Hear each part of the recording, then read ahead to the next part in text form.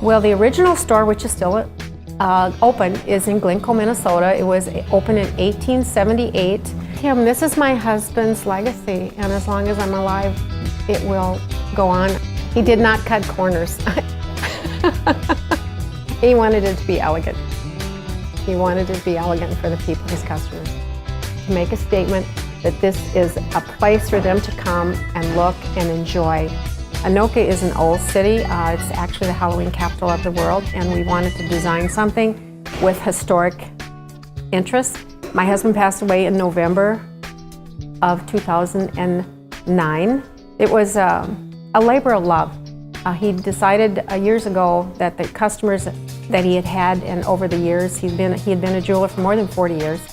He wanted to have a great selection instead of just a few items and have to order things in. As if you take a look around, we have many designers. He also wanted the people that came in to have some leisure time. Well, if they waited to have a watch repaired, some little thing that we could handle here with, because we have 3 goldsmiths on site, because we can do sizing and such. We have a fireplace, we have a DVD, we have this beautiful aquarium, because the children love it, keeps them entertained while their parents are here. We also have a baby grand piano. People come in and play that at their leisure. The bathrooms are upscale. We kind of took that into account. They're all marble. My husband wasn't real fond of plain walls, so most everything is wood or raised panel. We did high ceiling skip because in older homes, even back then, they were anywhere from 10 to 14 feet high. Frank believed in the customer and that he wanted to make them happy.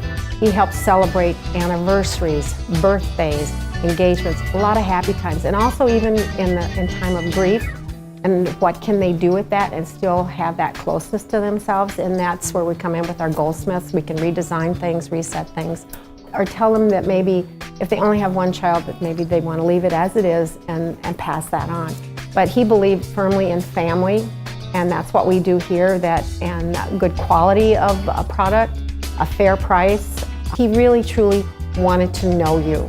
And in that, he knew then what it was you were looking for and what appealed to you.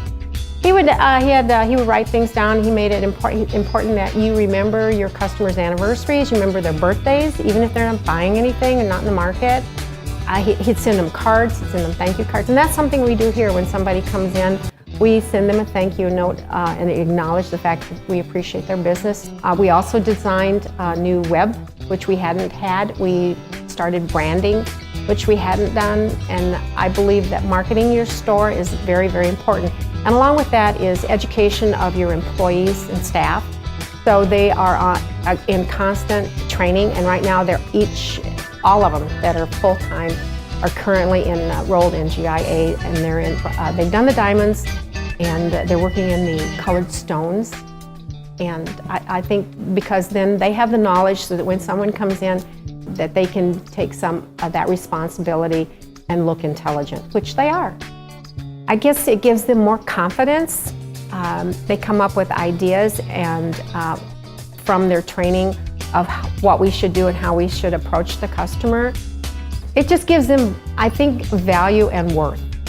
Just little things that you do for your employees makes them more comfortable with their training that they've had to talk to the vendors when they come. And when we have our meetings, I have greater feedback on the product that we have bought and why maybe we shouldn't, and new things that we should maybe try. I was brought up, and I know Frank was too, that you treat other people with kindness and respect and it will come back to you. We don't do enough of that. You want people to think highly of you as you pass through this world. I know Frank did. Jewelry, it's an accessory, it's not a necessity. And so that makes it special that you take the time because you know you don't need to buy it, don't have to buy it. It's something that you want to do either for yourself or someone you love.